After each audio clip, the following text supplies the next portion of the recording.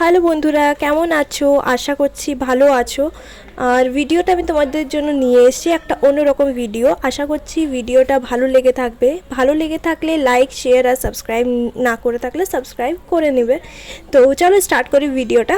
তো ভিডিওর প্রথমে যেমনি তোমরা দেখেছো যে আমি কঙ্কালীতলা এসেছি। কঙ্কালীতলা জানিয়ে দিই, শেষ সতীপীঠ হচ্ছে কঙ্কালীতলা। এটা 51 পীঠের এক পীঠ। আর তোমরা একদিনে এসে এটা কলকাতা থেকে ঘুরেও যেতে পারো। এটা বীরভূম ডিস্ট্রিক্টে পড়ে। তোমরা যদি মা তারা এক্সপ্রেসটা নাও তাহলে কিন্তু তোমরা বোলপুরে পৌঁছে যাবে। বোলপুরে এসে তোমরা একটা টোটো বা অটো করে এইখানে আসতে পারো। এইখানে এসে তোমরা পুজো দিয়ে ভোগ খেয়ে আবার কিন্তু বিকালের ট্রেনে কলকাতাও ফিরে যেতে পারো।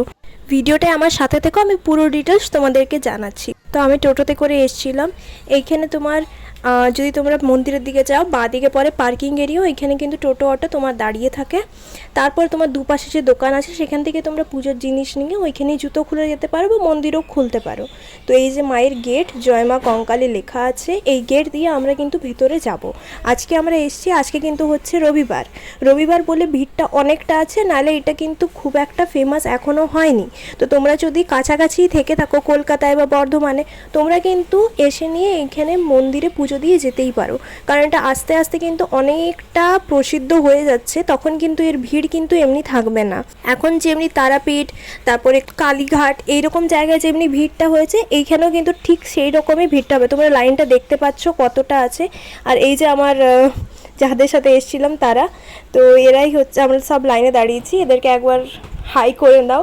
এই যে আমার রিশান, তো ওরা লাইনে দিয়েছে। আমি ভাবলাম যে মন্দিরটা একবার তোমাদেরকে ঘুরিয়েই দেখাই। তো চলো মন্দিরের প্রথমে বাইরে বেরোই। এখান থেকে একটা গাছ দেখতে পাচ্ছ, অনেক এর মধ্যে কিন্তু পাথর বাঁধা আছে। এই গাছটা হচ্ছে পঞ্চবৃক্ষ বলা হয়। এটার কিন্তু 5 রকমের পাতা হয়। ঠিক আছে, আমি পাতার কিন্তু কিছু বুঝতে পারলাম না, কারণ অনেক হাইটে আছে। আর নিচ থেকে তো কিচ্ছু বোঝা যাচ্ছে না যে ক রকমের মানে পাতা আছে। বাট বলে এইখানে 5 রকমের পাতা হয়, তোমাদেরকেও দেখিয়ে দিলাম একবার। আর জাস্ট এর নিচে কিন্তু এখানে বলি হয়, ঠিক আছে, ছাগল বলি হয়ে থাকে। আর এখানে একটা যজ্ঞকুণ্ডও তোমরা দেখতে পাচ্ছ। আর এখানে দেখো অনেক দোকান বসেছে, এখানে সাধু সন্ন্যাসীরাও অনেক আসে। তো এইখানে দেখো তোমার অনেকটা ভিড় আছে আজকে, যেহেতু রবিবার বলে অনেক দোকানপাতিও বসেছে। তো চলো এবার আমরা মন্দিরের পেছন দিকটায় যাই। এই যে গেটটা দেখছো, এই গেট দিয়ে সোজা যাওয়া যায়। ওইখানে তোমার একটা ভোগ ঘর আছে, এখন এই ভোগ ঘরেই খাওয়ানো হয়। আর তারপরে আছে মা সতীর কুণ্ড, যেখানে মা সতীর কোমরের অংশটা পড়েছিল। এইটা শেষ পীঠ বলা হয়, 51 পীঠের শেষ পীঠ। এই জলে কিন্তু কেউ পা দেয় না, পা ধোয়েও না। আর এই জল হচ্ছে খুবই পবিত্র।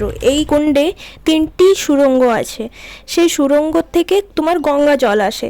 জলটা আসে কাশীর মণিকর্ণিকা ঘাট থেকে।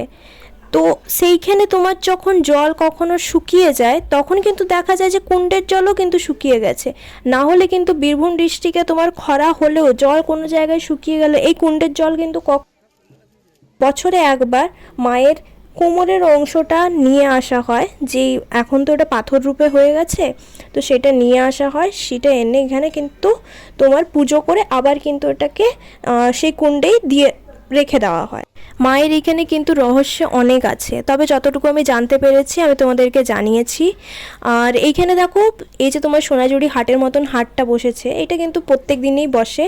আর তোমরা জাস্ট দেখো যে এইখানে কত রকম, মানে সোনাঝুরি হাটেই যেমনি জিনিস থাকে সেই রকম জিনিস কিন্তু এইখানেও আছে। দামটা জানিয়ে দিই, দামটা কিন্তু খুব একটা চড়া না।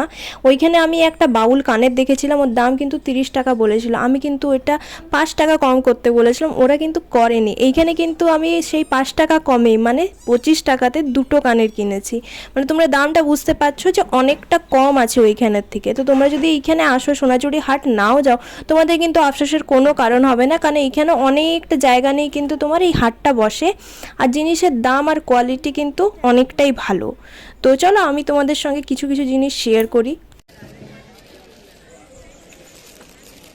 এই হারটা দেখো, ও কিন্তু 120 টাকা বলছিল, কিন্তু সুন্দর আমাকে 100 টাকায় দিয়ে দিত। তো জিনিসটা দেখো খুবই সুন্দর, বাট আমার এই রঙটা অ্যাকচুয়ালি চাইছিলাম না, আমি এই রঙেরই শাড়ি পরেছিলাম। আমি এখানে ফুলটা সবুজ আর বিটগুলো লাল চাইছিলাম। এটার আর অন্য রং নেই? আর ওটা কত? এটা 110। জিনিসটা আমার খুবই ভালো লেগেছিল, কিন্তু ওই যে বললাম আমার এইখানে কালার কম্বিনেশনটা আমার নিজের মতন পেলাম না, তার জন্য নিলাম না। বাট তোমরা চাইলে নিতেই পারো, খুবই চিপে তোমরা এখানে কিন্তু অনেক জিনিস পেয়ে যাবে। তো চলো অন্যদিকে যাই। এখানে তো আমার আর কিছু পছন্দ হলো না। এখানে দেখো কত ব্যাগ, একতারা আছে, তারপরে দেখো এখানে ফটো ফ্রেমও আছে। এই ফটো ফ্রেমগুলো কালকে আমি কিনেছিলাম, মানে সোনাঝুরি হাটে আমি কিনেছিলাম 50 টাকাতে। তো এইখানে আমি জিজ্ঞেস করলাম, এরা কিন্তু আমাকে 40 টাকা তো দিয়ে দিচ্ছিল। আর এইখানেই দেখো আমি যে বলেছিলাম বাউল কানেরগুলো, দেখো চলো তোমাদেরকে একবার দেখিয়ে দিই যে এখানে আমি কি কি দেখেছিলাম ওর সামনে। আমি তো কিনে নিয়েছি, আমি জানিও। 30 আর ওটা এইগুলো হ্যাঁ 10 টাকা, আর এটা 20 টাকা। তো দেখো তোমরা এখানে অনেক ইউনিক নেক পিসও ছিল, বাট আমার তখন ওইদিকে ধ্যান ছিল না, আমার ধ্যান ছিল মন্দিরের দিকে, কারণ মন্দিরের লাইনে মন্দিরের ভেতরে পৌঁছে গেছি। এখানে দেখো কিন্তু কোনো মূর্তি নেই, ফটোতে মায়ের পুজো হয়। আর একটা বেদি আছে, কথা আছে এই বেদির নিচে নাকি 108টা মুন্ড আছে। এখন এই মন্দির তোমার অনেক রহস্যে ভরা, তবে যতটুকু আমি জানতে পেরেছি আমি তোমাদের সঙ্গে শেয়ার করেছি। মন্দিরে আমরা এলাম, এখানে কিন্তু 3টি পুরোহিত আছে, একজন পুজো করছে আর দুজন পুজোর যে যাবতীয় জিনিসপত্র সেগুলো যোগান দিচ্ছে। তো আমাদের পুজোটা হয়েছিল খুবই ভালোভাবে, শান্তিতে। আর এইখানে ঠাকুরমশাই কিন্তু নামগোত্র নিয়েই পুজো করেন, অন্য মন্দিরের মতন না। অন্য মন্দির বলতে আমি কাউকে ছোট করছি না, কিন্তু অনেক জায়গাতেই তোমার এই জিনিসটা হয় না যে বামুন ঠাকুর নামগোত্র নিয়ে পুজো করে, কিন্তু এইখানে সেটা হয়েছিল। আর এইটা দেখো পার্কিংয়ের এরিয়া, এখানে গাড়ি পার্ক আছে। এইখানে একটা শিব মন্দির আছে, এই সেই শিব মন্দির। তোমরা দেখো শিব ঠাকুর দেখতে পাচ্ছ। এখানে কিন্তু শিব লিঙ্গটি নিজে থেকেই মানে মাটির নিচ থেকে বেরিয়ে এসছে। শিবলিঙ্গকে এখানে কিন্তু স্থাপিত করা হয়নি। অন্যান্য সতীপীঠের মতনও এইখানেও শিব ঠাকুর কিন্তু মাতা সতীর যে অঙ্গগুলো আছে তার কিন্তু রক্ষা করে আছে। তো আশা করছি ভিডিওটা তোমাদের ভালো লেগে থাকবে। ভালো লেগে থাকলে লাইক করবে, শেয়ার করবে আর সাবস্ক্রাইব করবে। আর যদি কোনো প্রশ্ন থাকে নিশ্চয়ই আমাকে কমেন্ট করে জানাবে।